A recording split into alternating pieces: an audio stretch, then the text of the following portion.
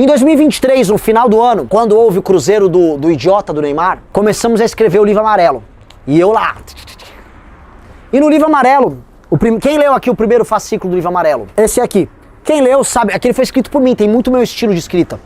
E eu comento o Brasil através do cruzeiro do Neymar. Porque o cruzeiro do Neymar tinha todos os vícios do Brasil lá. Bet, falta de educação, exposição de corpos femininos como se mulheres fossem animais para reprodução, crime organizado, drogas, falta de confiança, fingição, má cultura. A gente mostrava pelo cruzeiro do Neymar como o nosso país deu errado.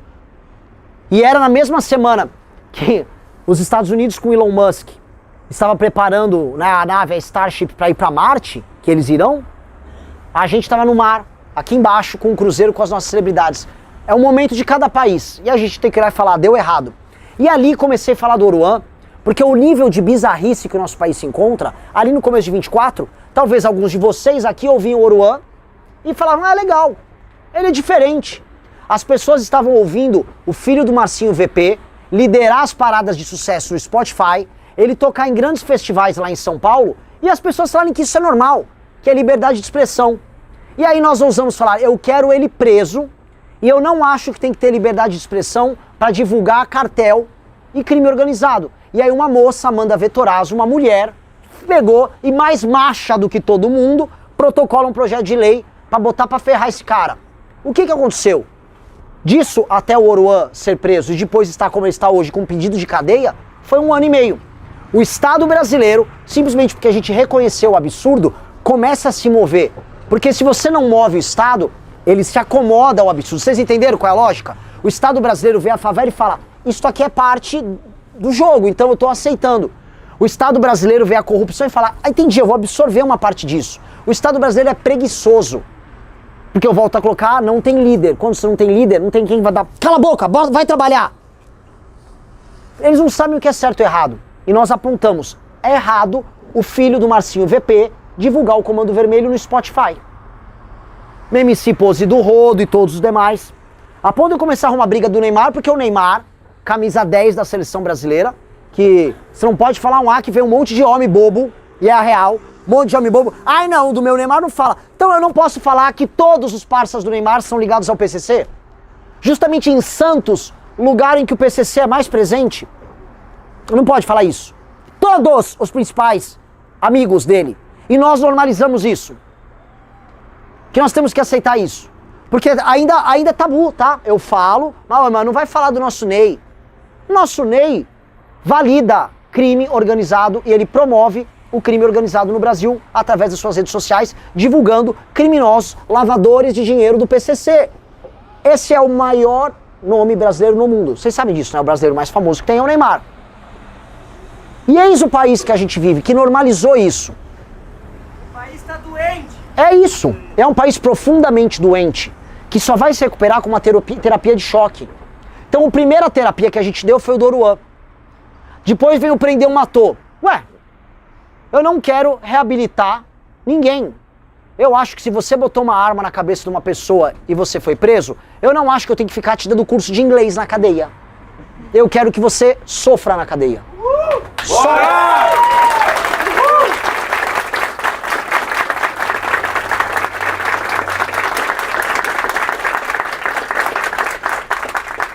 Eu quero que ele sofra. Não vou torturar ele. Vai comer e vai ficar preso numa cela e nada vai acontecer na vida dele. Por anos, talvez décadas. E aí ele repensa. E se ele sair imaginando que ele vai ser formado na Universidade do Crime? Primeiro que não vai ter mais Universidade do Crime porque a facção que pode pegar ele dentro do presídio vai ser morta. E segundo que quando ele sair e tentar pensar em fazer alguma coisa, a gente já vai estar tão melhor que esse cara vai ser preso ou morto na reincidência dele. Tenho certeza que ele vai se comportar quando sair. Eu não tenho por que reabilitar ele, porque não existe meios de reabilitar a vítima. Se a vítima morre, eu não reabilito ela. Minha mãe foi alvo de 2 sequestros relâmpago. Nos anos 90, quando São Paulo era uma das 5 cidades mais inseguras do mundo e a cidade mais insegura do Brasil. Ela não sofreu um, ela sofreu 2 sequestros relâmpago. No primeiro ela estava com a minha irmã. E os 2 bandidos, minha irmã tinha 13 anos, faziam piadas de cunho sexual com a minha irmã no carro. Imagina o terror que as duas passaram. Soltaram elas, levaram o carro, tiraram o dinheiro, soltaram elas. 1 ano e meio depois, minha mãe é assaltada do mesmo jeito e queriam levar meu irmão no mesmo sequestro relâmpago. No caminho, no carro, após sacarem o dinheiro, levarem ela para uma favela, eles avisam para ela: olha, dona, a gente vai ter que desovar você aqui. Desculpa, não é pessoal. E ela ficou o caminho inteiro imaginando que seria morta. Ela não foi morta. Eles largaram ela no meio da rua e foram embora com o carro. Ela corre para um orelhão, meu pai busca ela e nenhum bandido foi pego.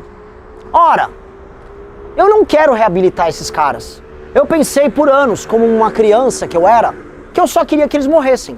Eu pensei todo tipo de tortura. Eu pensei, e se eu cegasse, deixasse surdo, deixasse mudo, arrancasse os braços, se a pessoa fosse só um cotoco? Eu pensei todas essas coisas em detalhe. Mas eu não pude fazer isso. Minha mãe ficou com muitos traumas. Ela não foi reabilitada desses traumas. Minha irmã ficou com medo. Ela não foi reabilitada do medo. Por que eu vou reabilitar esses caras? Por que a gente precisa se preocupar com a desigualdade social que levou esses homens a fazer isso? Eu não estou preocupado com eles. Eu estou preocupado com a desigualdade social da maioria da favela que não se torna ladrão. Eu estou preocupado com a deles, que é o trabalhador que decidiu não ser bandido. Agora, quando o bandido, eu quero que ele morra. Ou que ele fique preso. Eu não quero nada além disso. Eu não quero complicar, galera. Eu não quero levar um terapeuta pra cadeia. Eu não quero levar um poliglota. Eu não quero ensinar a fazer malabarismo na cadeia. Não! Não vai ter aula de programação na cadeia. Vai ter uma cadeia. Vai ter portas e paredes. E um bandejão. Pronto. Não é libertador falar isso? É libertador. Porque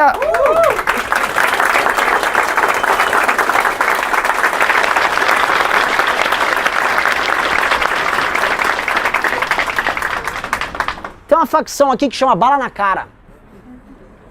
Bala na Cara. O nome é direto. Não há muitos termos de negociação com o Bala na Cara, né? Eles já apresentam as proposições deles no próprio nome. Olha, é bala na cara. Eu acho que a gente tem que ter a lei de Italião com bala na cara. E abrir os brigadianos aqui poderem se divertir. É isso que nós temos que entregar. Nós temos que entregar para as facções um regime de violência. Olha como é livre falar isso. Porque eu fui estudante de Direito. Eu fiz a faculdade de Direito da USP. Que é o baluarte dos direitos humanos. Lá saíram todos, que você pode imaginar. Minha faculdade teve 9 presidentes, ministro da Justiça, uma paulada, tudo que você possa imaginar. Todo mundo veio de lá, do Xandão a, sei lá, Rui Barbosa. E lá então, né, direitos, reabilitação e tal. Eu quero que o legado da minha faculdade vá pra puta que pariu. Eu quero que eles se danem. Deu errado o projeto humanista brasileiro. Eu quero entregar uma guerra pro Brasil, derrotar esses caras e a gente ter lei e ordem para que aí sim os direitos humanos sejam respeitados. Só que nós também temos que ser muito duros com a elite. Porque veja, se há alguém que poderia escapar do crime, é alguém que já é rico. Mas o rico brasileiro do alto judiciário, o rico brasileiro do grande empresariado, o político, ele escolhe quase como esporte roubar. O que levava aquele Cabral, lembra dele que foi governador do Rio, a ser um maratonista da roubalheira? Por que eu chamo de maratonista? Porque ele está percorrendo quilômetros que ele já não precisava percorrer só pelo esporte. Então teve uma vez que ele recebeu um pagamento de propina como uma academia. Então levantaram um monte de equipamento de academia e colocaram num galpão para ele e falou, beleza, recebi. Ele não precisava disso. Ele já era multimilionário na roubalheira. Aí começaram a mandar coisas em ouro para ele, o que eu chamo de roubo esporte, ou roubo arte. Que é igual futebol arte, que não precisa ser objetivo, tem que ser bonito. O cara faz o escândalo de corrupção só pra soar legal. Né? Esse aqui esse aqui vai ser uma pintura. Esse foi o Cabral. Agora, os escândalos do Master não vão nessa linha? A coisa é absurda. Vou contratar o Coldplay pro show da minha namorada. Vou comprar todo mundo pra uma degustação de uísque na Inglaterra com prostitutas ucranianas. E os caras vão. Essa elite não dá pra negar que nós temos que ser cruéis com ela também. Porque eles, volta a colocar, eles tinham escolha. Eles poderiam ser felizes com uma grana séria e honesta que eles recebem, mas eles não aceitam isso. Eles não aceitam. Hoje, esses caras, e essa é a parte mais desesperadora, esses caras do Centrão já estão se apropriando das áreas onde haverá a exploração de terras raras. Eles já sabem onde tem, eles já estão comprando. Houve um leilão agora de energia elétrica, que a turma da JBS Friboi, que a turma do BTG levou vantagem. Há um loteamento e um saqueamento do Brasil. É um saque que está rolando. E esses caras estão tocando a usina de carvão aqui, usina termoelétrica aqui no estado de vocês. Vocês sabem quem é o dono dela? Parente de quem? Do Kassab. Por quê? O irmão, ou primo, do Kassab. Eu vou ter uma termoelétrica justamente no setor em que o Centrão e o partido Kassab atuam muito. Que coincidência, né? É aquelas coincidências igual a mulher de deputado ou de governador que vira ministra de Tribunal de Contas do Estado. Elas têm uma vocação para cuidar da auditoria das contas públicas que é impressionante. Ela casa com um ladrão e depois ela vai auditar as contas. Por que essa vocação? Isso tem que acabar. Esse é o modelo de país em que essa elite porca tem que acabar. E nós estamos abandonados. Eu volto a colocar, não mais em termos eleitorais eu estou falando.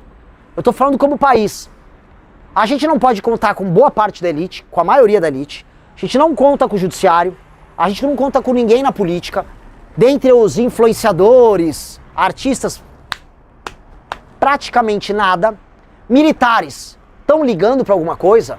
Qual a preocupação dos militares brasileiros com a tomada do nosso território pelo crime organizado? Nada. Não falam nada. Me lembro, conversando, fui ter uma reunião desses círculos militares no Rio de Janeiro. E aí, para chegar lá, o militar que foi ter uma reunião comigo, ele precisava desviar da favela, porque ele não queria ser assaltado. E aí ele chegou para ele, nossa, não, é sempre um perigo, se o motorista erra o caminho aqui, você cai numa favela, né? Aí eu lembro que a função principal das Forças Armadas do Brasil é zelar pelo território brasileiro. E curioso, né? Mas o salário cai em dia. Ou o super salário cai em dia. A super aposentadoria cai em dia. A aposentadoria antes do tempo cai em dia. Eu não consigo achar isso certo. Ser militar é vocação. Eu vejo a vocação dos policiais, que esses estão botando a cara a tapa e estão arriscando a própria vida enfrentando os bandidos por aí. Eu voltei de outro rio, não do norte, nem agora do sul que eu tô. Eu voltei do Rio de Janeiro, em que não há mais governo estadual, que não há apoio nenhum às polícias na guerra que elas fazem contra o crime organizado, e eles estão lutando meio que assim, como, cara, só restou pra gente lutar porque não tem mais o que fazer. Quando você não tem mais comando, quando você não tem mais nada, esses caras são apenas os últimos heróis da resistência deles. E o Brasil tá virando o país disso, em que quem presta tá meio que assim, cara, eu nem sei mais porque eu tô lutando. Pois bem, nós somos a montagem dessa última resistência. Nós estamos com aqueles policiais do Rio que eu descrevi agora. Nós estamos com aquele empresário que está atrasando a folha de pagamento, mas está ralando para não fechar a empresa dele. Nós somos o estudante da escola pública que quer entrar no vestibular sem cota, porque ele quer ser uma pessoa decente e que não ouve funk, e que eventualmente perdeu a namorada ou nem teve coragem de falar com ela na escola, porque ela estava dando para um vagabundo traficante. Nós somos a menina que é assediada indo para a escola, mas que continua estudando e tendo a vontade de ser uma pessoa séria na vida. Nós somos essas pessoas. E nós vamos não apenas representar elas, nós vamos vingar elas. O que é muito diferente de representar. Porque vingar significa que a visão de mundo delas vai se impor sobre a visão de mundo dos demais. Esse é o nosso projeto. Não sejamos bonzinhos. Sejamos justos, porque quem paga a banda, que são essas pessoas, escolhe a música. E a música será nossa.